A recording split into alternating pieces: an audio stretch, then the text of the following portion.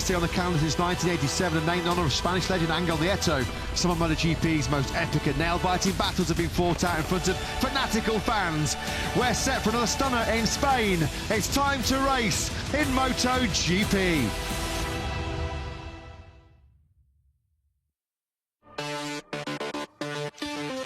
So 4.423 kilometres, 2.75 miles. That's the layout of the Circuito de Jerez Angel Nieto. 90 kilometres south of Sevilla, the 39th successive year on our Grand Prix calendar, dating all the way back to 1987. Valentino Rossi, the most successful rider here in MotoGP with 6 victories. Tight in that first sector when you run through turns 1 and 2. Heavy braking zone into turn 6. Good overtaking hotspot, that as well in sector 3. And are we going to get more fireworks? Are we going to get more drama in that final turn? We've seen it so often down the years, haven't we, here in Andalusia. 20 years ago, isn't it, since Valentino Rossi and Sete Gibernau's iconic battle in 2005. Overtaking hotspots, plenty of them. This was into turn 9 last year. More of the same, please, from Marc Marquez and Pecco Bagnaia. This was 12 months ago in their thriller in Jerez.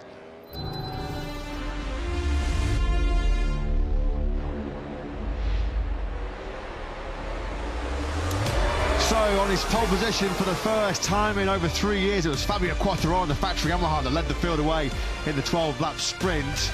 Briefly dropped back to second place before it was aggressive on Marc Marquez into the first corner.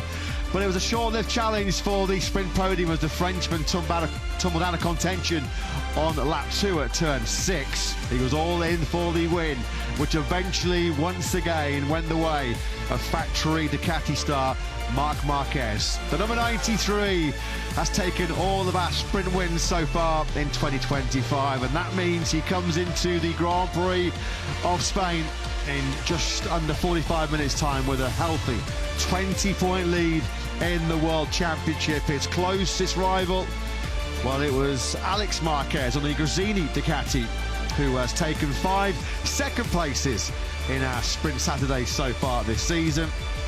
Can Quartararo bounce back and record his first Grand Prix podium in 2 years? As always, this was 6:30 a.m. This morning in Jerez, and the hillsides around turn 9, well, they were already absolutely jam-packed to the rafters. This is why we love MotoGP.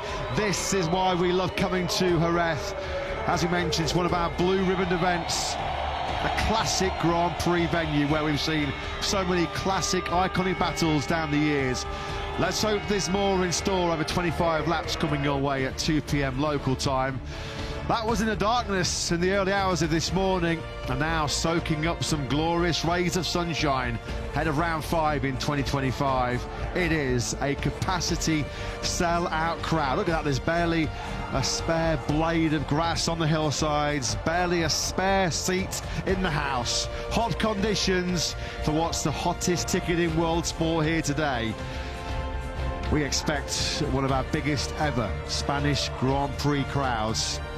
Beautiful part of Spain, this a lovely region of Andalusia, near the southern west tip of Spain.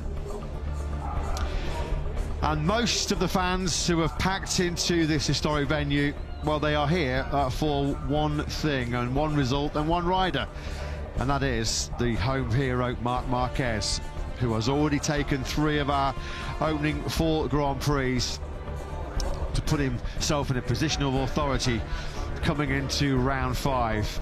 And this, if he does win the Spanish Grand Prix for the first time since 2019, if he does win the Spanish Grand Prix in MotoGP for the 4th time, previous wins for Marc in 2014, 2018 and 2019, well, this will perhaps be one of the most poignant wins of his Grand Prix career, because, of course, it was right here 5 years ago where Marc Marquez feared that a crash at turn 3 in the opening Grand Prix of 2020 may well have ended his career. That is all in the past, that is all behind him, because now Marc Marquez is back to his sublime best. And can he shine in the Spanish sunshine? Matt Burton, Lewis Sotheby in the commentary box, bringing you all of the long build-up to this Spanish Grand Prix. Jack Appleyard down in pit lane, loving the shots of the crowd on the hillsides and in the grandstands. trust us, you had to set the alarms pretty early to get yourselves into the paddock in Jerez this morning, certainly to get one of the best viewing spots around this 4.4 kilometre Jerez circuit. But after Moto3 and Moto2 have kicked us off today, we're all set for MotoGP action.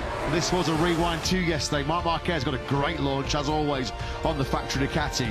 Super aggressive move on the brakes by Quartararo into the first corner. This, though, at the end of the back straight into turn 6. Fabio Quartararo just revelling in being at the front of any kind of race in MotoGP after a pretty barren couple of years. Just being that little bit too eager on the front end of that Yamaha into turn 6, and down he went. Marc Marquez, I'm not going to say picking up the pieces, because Marc looked like he was in cruise control yesterday, and this was him enjoying the special atmosphere after the sprint on Saturday. 93, leading what, a 10,000 strong choir out of the hillsides here. He does like to get them whipped up into a frenzy. He's got his own dedicated grandstands at turn 1 and 2. Lewis, the home crowd, as we mentioned, they're here for just one thing. They expect, there's huge pressure on Marc Marquez to deliver his first Spanish Grand Prix success in what feels like 6 very long years. Yeah, and of course it could potentially see a story come full circle from 2020 here for Marc Marquez. The injury, which looked like it had changed his MotoGP career potentially forever. Fortunately, though, from a Marc Marquez point of view, it looks like he's now potentially going to return to those glory days which saw these grandstands come here and the fans pack them expectant of victory, and they're expectant of victory for Marc Marquez today. If you want to try and do what Marc Marquez does, then on Wednesday you can, when MotoGP 25 is available to purchase and download. Hopefully you're much better at those video games than myself and Matt Pertar, because I can't say that I'm particularly good on those. Certainly not a threat for Marc Marquez any further down the line. But from the 93's point of view, he starts this Grand Prix as the favourite, even if he doesn't start it from pole position after the extraordinary heroics from Fabio Quartararo yesterday. We saw just how difficult it was for Quartararo to keep Marc Marquez behind him at the start of the sprint yesterday, and Marc Marquez will surely have his sights set on getting past that Yamaha very quickly once this race gets underway. And what a sight that is. It's MotoGP at its most popular best.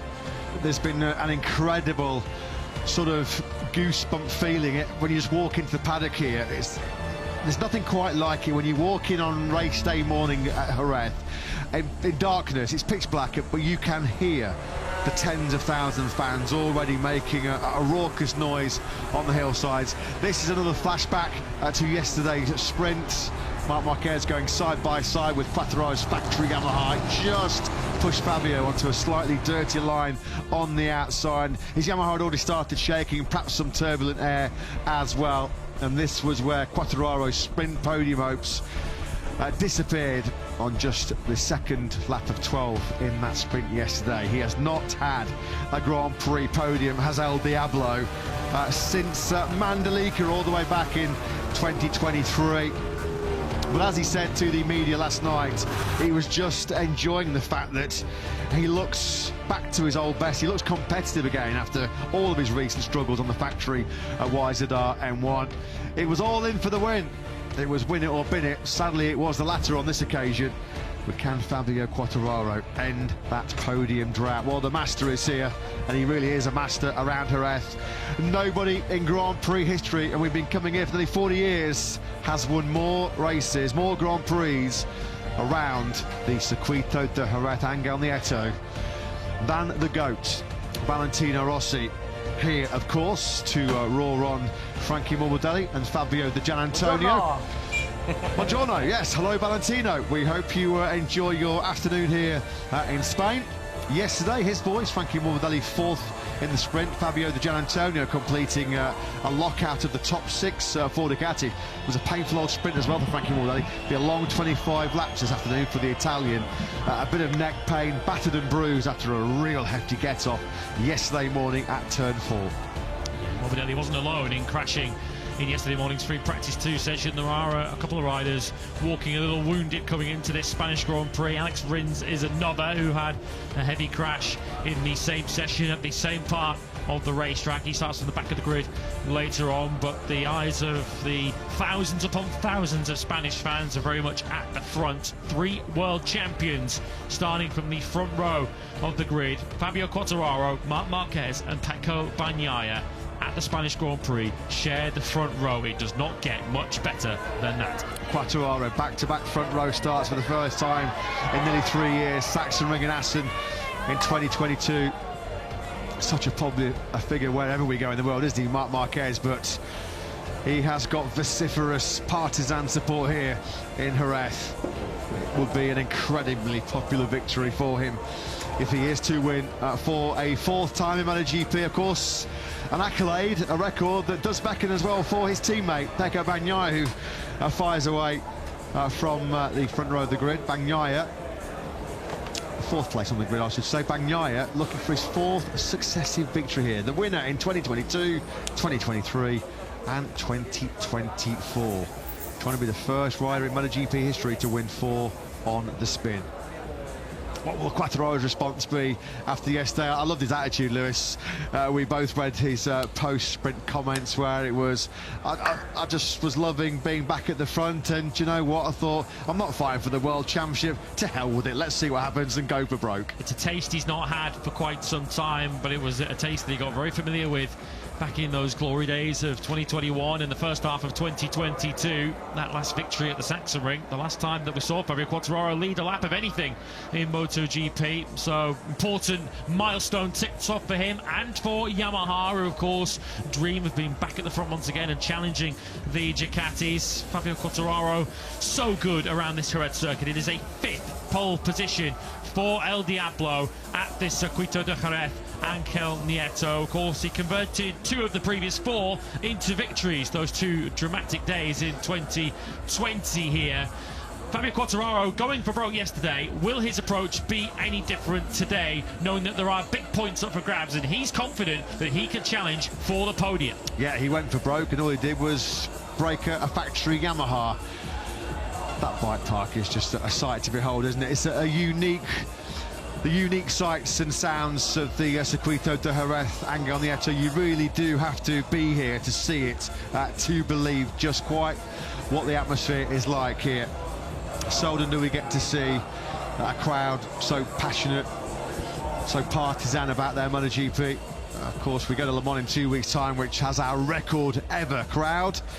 Well, what about overtaking hot spots here in Jerez? Turn 1, turn 6, turn 9, that's where we saw Marc Marquez challenge Bagnaia last year, and turn 13.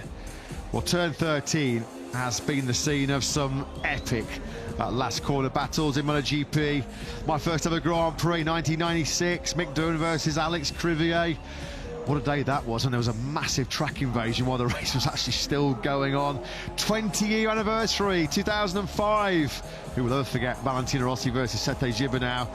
Marc Marquez was probably the last of the all-time classic last lap showdowns here in Jerez, when he was fighting Jorge Lorenzo for the podium back in 2013.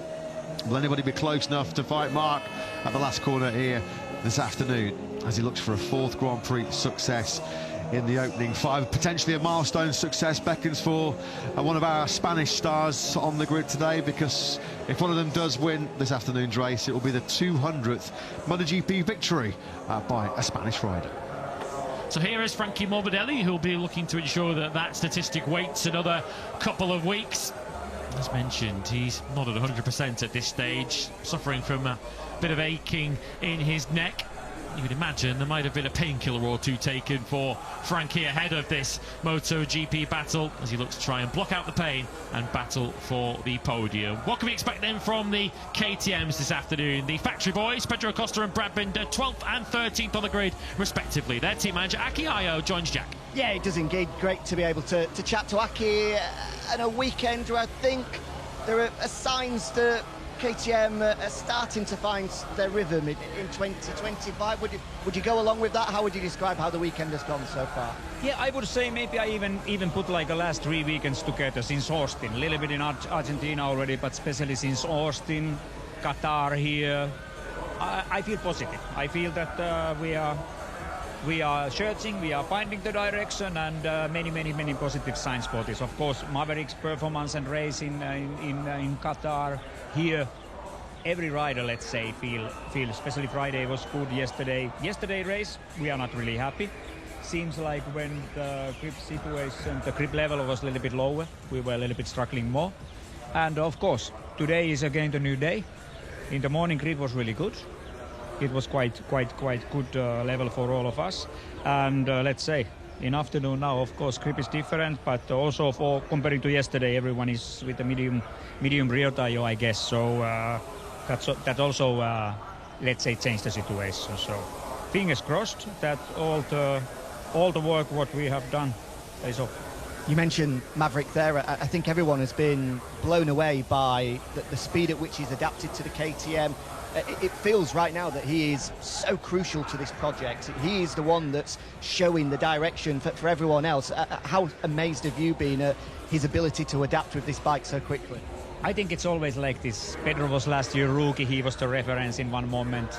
Now Maverick is really strong. It's always like this, that if we have someone who is really doing well, it's also a very important reference follow. It's not the copy, but it's the reference, and it helps all the work, it helps all the development, for sure, to go, better chance to go to right direction and everything. But if we talk about Maverick, I know him so long time, and I can see that mentally he's living his best part of the life at the moment. So it's very nice to follow his professional work as well. In the factory box, there's so much noise surrounding Pedro at the moment. His displeasure with the progress made over to the winter months is obvious from what he's been saying. But with Maverick leading the way at the moment, how much of a test of Pedro's character is this current situation? Because if there's all of this talk, all of this hype, above everything else, you've been in the game long enough. Rule number one in motorcycle racing, you've got to beat your teammate. And right now, he's not doing that. Racing, the guys here, all the guys, they are so professional. And for example, Pedro, he took one kind of situation is really correct way. I used to always say that let's say challenging moments makes us even more strong, and Pedro is good example for that he's using those moments really well with really good attitude. Let's say, as I say before, you cannot copy your teammates, but of course to collect all the information around from teammates, from the team, he's doing really good job there. So as I always say, I don't follow too much what's happening around in the paddock. We have to focus for our work and for the things what we can touch. Aki, always great to chat. Have a good race. Thanks a lot. Yeah, thanks, Jack. Thanks to Red Bull KTM boss Aki Ajo. Maverick Vinales was the best of the rest in the sprint yesterday, as he took the checker flag in 7th place. So the Red Bull KTM Tech 3 rider was 3 place ahead of Pedro Acosta. Acosta outside the points in the sprint. Brad Binder also taking the checker flag home in 11th place. Binder has not started inside the top 10 in the last 6 Grand Prix. What about Jack Miller? So Jack Miller, a former Jerez podium finisher here for KTM. And of course, that unforgettable weekend for KTM here back in 2023 when Brad Binder won the sprint. One of only 2 times here in Jerez, 2 years ago actually, that we've had 2 KTMs finish on a Grand Prix podium in MotoGP together. You do fear that that's unlikely to change over the course of the next 25 laps or so here in Jerez, given the fact that Ducati was so dominant in the sprint yesterday, and Pedro Acosta and Brad Binder in particular are certainly chasing their best form on that struggling RC16.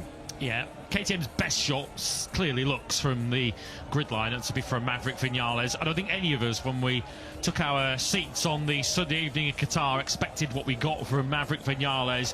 Penalty or no penalty, he was fighting for the victory in that Qatar Grand Prix. Way ahead of anyone's realistic expectations of Maverick. If he can do something similar today, it will be another superhuman effort from Top Gun. But I guess his performance in Qatar means that we can't truly write him off at any stage, because he is so freakishly talented, and it was on full display a couple of weeks ago. Can he do something similar again 2 weeks on at his home Grand Prix?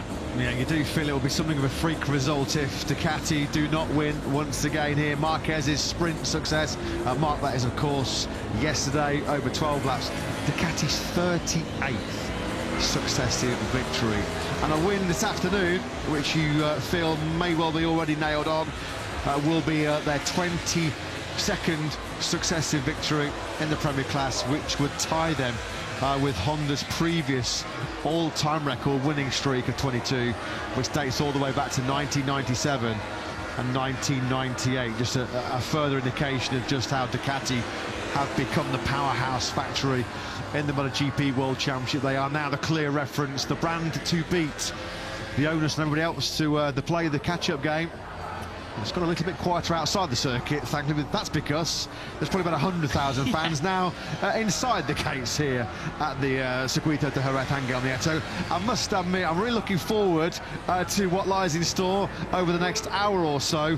Not particularly looking forward to maybe the drive back into town to the hotel later on this evening, because, yeah, it might take us a while. Yeah, I want to fly out of here at 9:30 this evening, and that feels like it's going to be a tall order to make that one on time, given how many fans we're going to be trying to overtake on the way to the airport. But that's a problem for later on, and it's certainly a good problem to have, because how could you not want a site like that for a MotoGP Grand Prix under the sun in southern Spain at the end of April? Last year, of course, they produced an incredible soundtrack to what was a wonderful battle between Marc Marquez and Pecco Bagnaia. They will be on their feet and screaming themselves hoarse in about half an hour's time when MotoGP bikes flood into that part of the Jerez circuit for the first time. It is one of the iconic sights and sounds of our 22-round MotoGP calendar. Yeah, we got a real nail-biter here last year, didn't we? Bagnaia versus Marc Marquez. Are we going to get a repeat here this afternoon? Pecco Bagnaia, I'm not going to say a dejected, frustrated figure, maybe frustrated at the end of the sprint yesterday. Third place is where he started, did not make a single overtake. It was a classic Bagnaia sprint, really, because no real forward progress as Fabio Quartararo gets a second bite of the cherry then from pole position here in Jerez this weekend. As we mentioned, he's the first non-Ducati pole starter since Pedro Acosta in Motegi last year. The first time we'll see a Japanese bike start from the head of a MotoGP race since Marc Marquez took pole for Repsol and pulled him out in 2023. This is the 30th successive Grand Prix now that Fabio Quartararo has gone without a podium. Can he somehow put that factory Yamaha in the mix against an armada of Ducatis here? Tell you what, you've been doing some brisk business if you've been hiring out the umbrellas here this weekend in Jerez. Factor 50 and some after sun, I think, has been the order of the day. A few cold drinks and a few ice creams will go down a treat as well. What will go down a treat is a repeat of the Bagnaia-Marquez result of last year. Frankie Morbidelli's GP24 finally does fire into life. Yeah, he was cutting a little bit fine there, because the pit lane exit closes in about 90 seconds time, so you don't want to have any gremlins at this particular point in proceedings, otherwise you'd have had to start the Grand Prix from the back of the grid. But Frankie Morbidelli does now finally leave pit lane, and he will finally now take up his place on the second row of the grid. Yeah, and here is his hero, his manager and his mentor, the reason he says why he's part of the MotoGP World Championship right now, Valentino Rossi. Tell you what, we'd settle for a repeat of Rossi Gippenau in 2005, wouldn't we, in about an hour's time here, because it will mean that we've been treated to yet another epic finale in the Spanish Grand Prix. The course commentator, who throughout this weekend here in Jerez has done an absolutely phenomenal job of getting this crowd properly whipped up into a frenzy. Well, they're doing it right now once again. Myself and Lewis have got a wonderful vantage point here. We're perched at the top of the main grandstand behind well, what looks like at the moment a sea of red. Marc Marquez not lacking support there, but there are the fans in the main grandstand. Thankfully, myself and Lewis, we're tucked away in a rather nice air-conditioned commentary box right now. Which isn't soundproof, so you might hear some of the Spanish fans just below us getting particularly excited. This is one of the riders they'll be cheering on. Here's another, Pedro Acosta, before we cut to Alex Marquez. Of course, another Grand Prix weekend where we ask the question, is Alex Marquez finally going to taste MotoGP success at last? Let's take a look at your grid then, and it is Fabio Quartararo who starts from pole position for the first time in over 3 years. Mandalika 2022 was the last time Quartararo sat on the grid on a Sunday on pole. Marc Marquez and Pecco Bagnaia for the factory Ducati team start alongside him. Alex Marquez, Frankie Morbidelli and Maverick Vinales together on row 2. Aldeguer, Gian Antonio and Joan Mir, top Honda in the grid. He completes row 3 in 9th. Every rider to this point, as you can see, medium front, medium rear, Michelin tyres. Row 4, we find Johan Zarco from Marco Bezzecchi and Pedro Acosta. Brad Binder eliminated in Q1 13th ahead of Jack Miller and I Agura. First of the Trackhouse Aprilias once again is the rookie Luca Marini, 16th, as he looks to go slightly better on the medium rear tyre after struggling on the soft yesterday. 16th ahead of Raul Fernandez and Enea Bastianini, who we are so accustomed to seeing move forward in the race on a Sunday. Aleix Espargaro, wildcard for Honda, 19th from Augusto Fernandez and Solcat Chantra. Completing the grid, Lorenzo Savadori and Alex Rins. And as you saw there, at this stage, every rider in the field, medium front, medium rear Michelins. Yeah, that felt like it was always going to be the preferred pick. Thousands upon thousands of motorcycles in the bike parks here in Jerez. They've been making some noise in downtown Jerez. Trust us, the party never really stops from Thursday through Sunday here in this beautiful part of Andalusia. Famous for sherry, famous for flamenco dancing, famous for equestrian.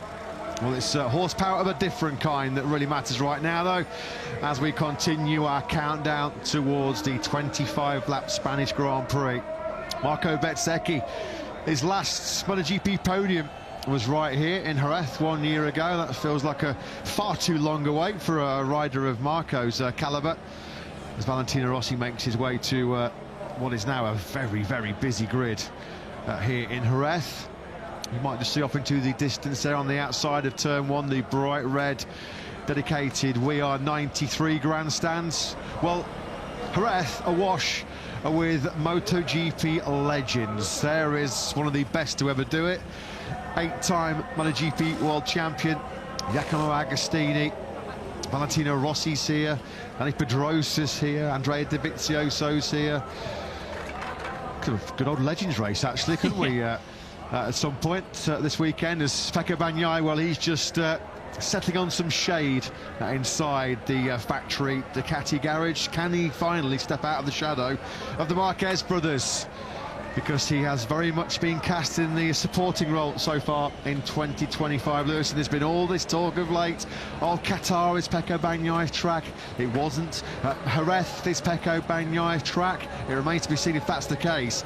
He's got it all on. There's a lot of focus and attention on what Pecco can deliver in this Grand Prix. A big afternoon coming up for Bagnaia, and I guess what we'll be looking out for Pecco Bagnaia is what he can deliver on the first lap. Remember here last year, he was 7th on the grid and came through to lead at the end of the first lap. Bagnaia, so often at his best, is electric on that opening lap, particularly in the Sunday Grand Prix. And remember, he starts from the outside of that front row. Can he get his nose ahead of Marc Marquez on the run down to that first corner and give his teammates something to think about? And can you remember, flashback to the 2024 Spanish Grand Prix, where on that opening lap, Pecco Bagnaia going from 7th to 1st, and his move was just astonishing, wasn't it?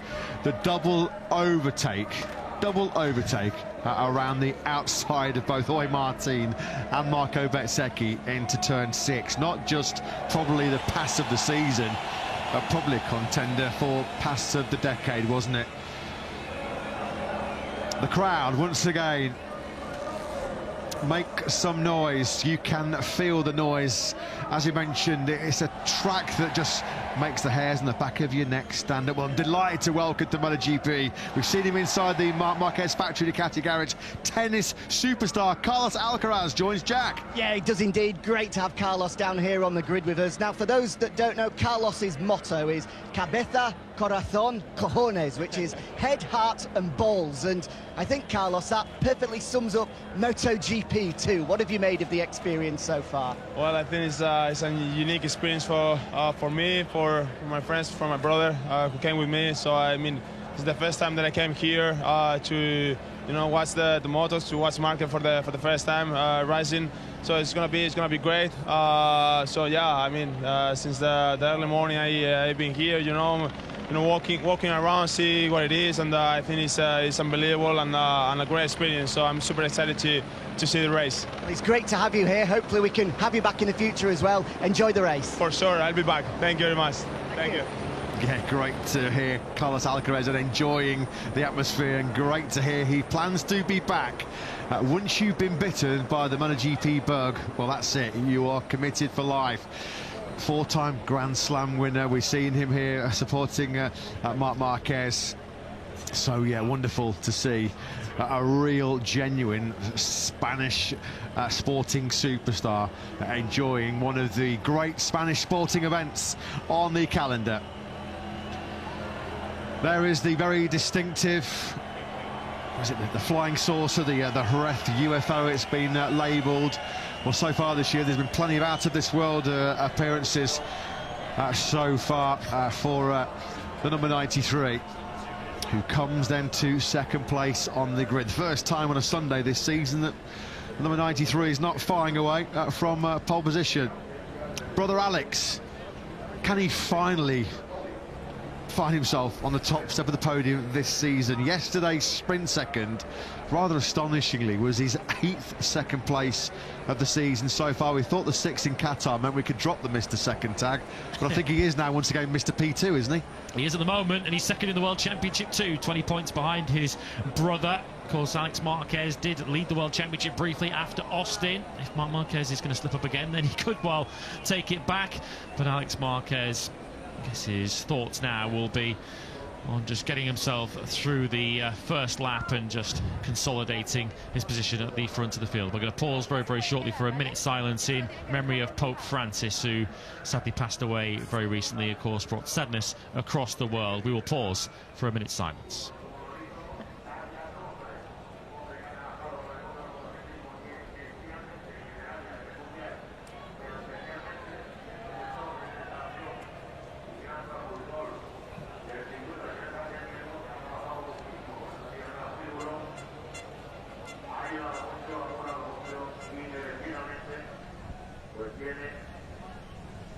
Esta curva en la número 7 desde este píxelo. En tan solo unos segundos vamos a arrancar con ese minuto de silencio.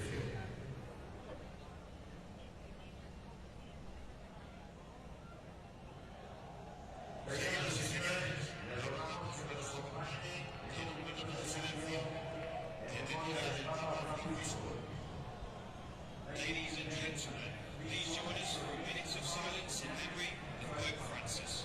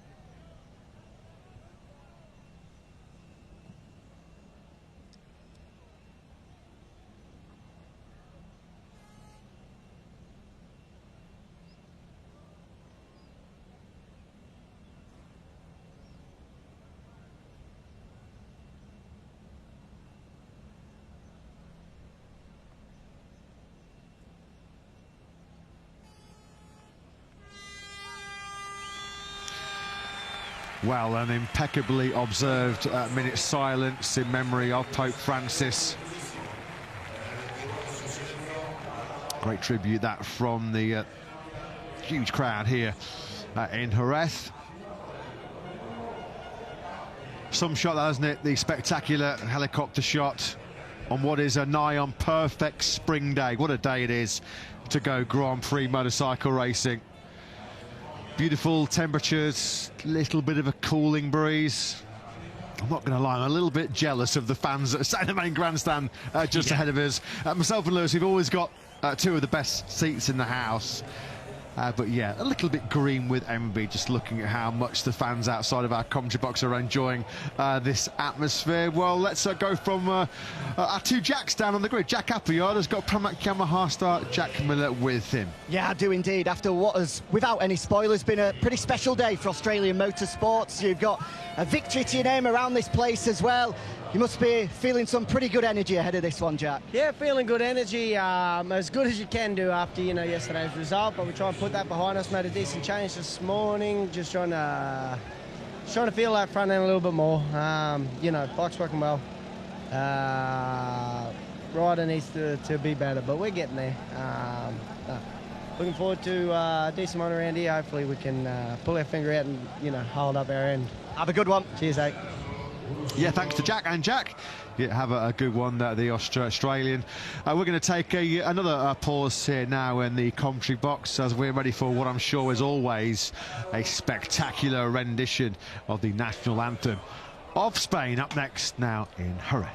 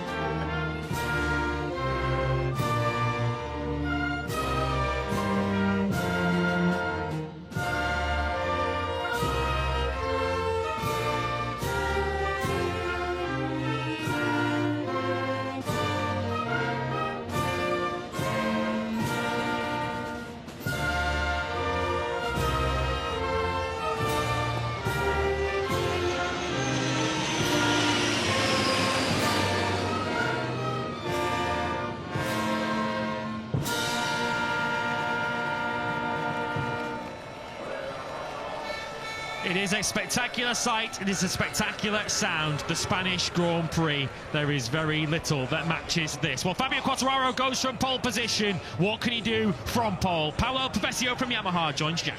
Paolo, a true roller coaster weekend so far for Yamaha. The highest of highs, the lowest of lows. What has Fabio learned from yesterday that he can put into action today? I think, first of all, yesterday was an important day because we keep proving that the performance are coming back and that we have a fantastic rider. Mistakes can happen, or let's say it's very also thin the line between being hero and finally ended up with a 0 point. Today I just wish Fabio to enjoy, offer to us a great race and get the maximum result we can. Good luck. Thank you so much. Thanks, Jack. Thanks to Paolo Pavesio. Well, imagine having that particular vantage point above Jerez. Quite spectacular, although if you are slightly weak in the stomach, it might well have you a little bit uncomfortable. There's Carlos Alcaraz there, just behind the throng of cameramen and photographers, looks on. That is one Spanish sporting superstar glancing at another. 4 Grand Slam titles for Carlos Alcaraz, a back-to-back Wimbledon champion, looking at the 6 times MotoGP world champion. 2 giants of Spanish sport as one watches another who now sets to go from the front row of the grid. Yeah, has Marc Marquez got another ace up his sleeve here in Jerez. Big expectations for both Marc and Pecco Bagnaia in this upcoming Spanish Grand Prix. What are the thoughts of the boss, Davide Tardozzi, who joins Jack? Davide, special atmosphere, sold-out crowds, all waiting to see the number 93 put on a performance. Can he deliver? Yeah, I'm sure that Marc has something on top of the talent here in this racetrack. We know from the data that turn on the left like 4, 7, and 8 is really fast, but we'll see if Fabio will not do any mistake. Sure, will be very tough to beat, while I'm sure that Pecco wants his revenge and Alex is there. So it will be a tough race because with the medium back tire and the long race, it will be another race from yesterday. Good luck, Davide. Thank you. Yeah, a different race compared to the sprint yesterday, with Ducati hoping it won't be a different outcome, as the aerial display team put on another great show here in Jerez, who will be flying the highest though at the end of our 25-lap Grand Prix of Spain. A bird's eye view, an incredible, amazing view of the Circuito de Jerez, Angel Nieto. Pretty good day for flying, isn't it? Maverick Vinales, well, he's the top gun himself, isn't he? 6th place on the grid goes Vinales. As he mentioned, he was the best of the rest outside of the dominant Ducati top 6 yesterday.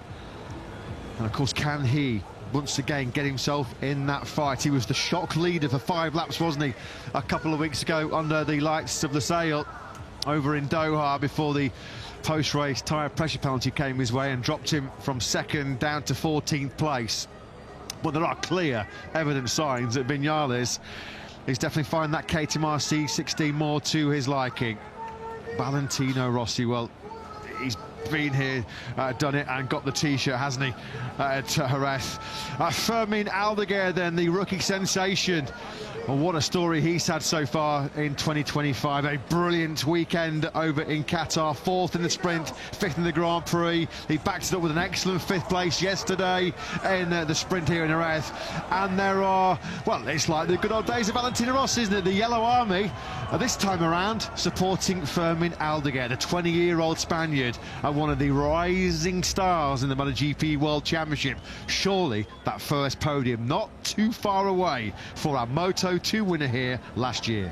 I believe our own Jack Appleyard termed those fans the Fermaniacs, and they are certainly becoming a more visible presence around the MotoGP calendar. Winner of the Moto2 race here last year was Fermin Aldeguer. Can he move forward from the 3rd row of the grid? He'll certainly have his sights set on Maverick Vinales on the KTM, who starts on the back of row 2. So Marc Marquez, will he face a tougher challenge, a stiffer test than he had yesterday in the sprint? 5 sprint wins out of 5, but of course his 100% qualifying record was broken by Maverick Vinales, by Fabio Quartararo, excuse me, in qualifying yesterday. Quartararo from pole position certainly got his elbows out at the start yesterday up against Marc Marquez, making it perfectly clear that he's not going to give this lead up without an almighty fight.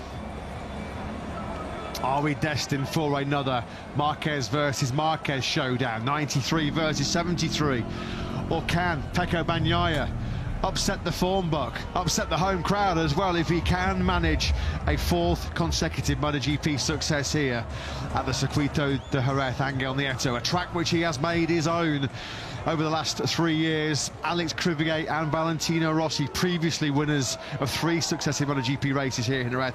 No rider since we came in nearly 4 decades ago has won 4 on the spin. That's what lies ahead potentially for Pecco Bagnaia. He goes away from the front row of the grid for just the 2nd time this season. 2nd on the grid. Marc Marquez looking for his first win in Jerez in 6 years. And Fabio Quartararo, well, he's looking for his first podium in 2 years. The Frenchman flying away from pole position here in sunny Spain.